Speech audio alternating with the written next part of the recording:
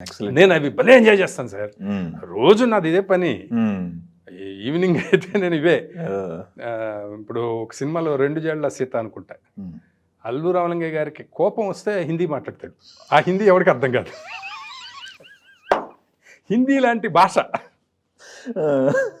కోపం వచ్చిందంటే చాలా ఆయనకి మామూలుగానే మాట్లాడుతుంటాడు, కోపం వచ్చిందంటే ఇంకా అసలు దడ దడ దడ దడ హిందీ మాట్లాడతాడు. అయ్యో కడుపు ఉబ్బిపోతుందండి. మీరు ఎన్నిసార్లు చూసినా కడుపు ఉబ్బిపోతుంది. ఆ మహానుభావులు అబ్బా తలుచుకొని ఇది ఉండదు నాకైతే. కల్పన అని ఒక పిక్చర్, ఆయన రైటర్ అల్లు రామలింగయ్య గారు. ఇంత పెద్ద బుక్ వేసుకొని రాస్తుంటాడు. జమీందారు అలా నడుచుకుంటూ వస్తుండగా అనగానే ఒక క్యారెక్టర్ వచ్చేస్తుందండి, రావు గోపాలరావు గారు. ఎవరయ్యా నువ్వు అంటాడు. అదే నువ్వు రాసే జమీందారుని, నీ కథలోని పాత్రని అంటాడు.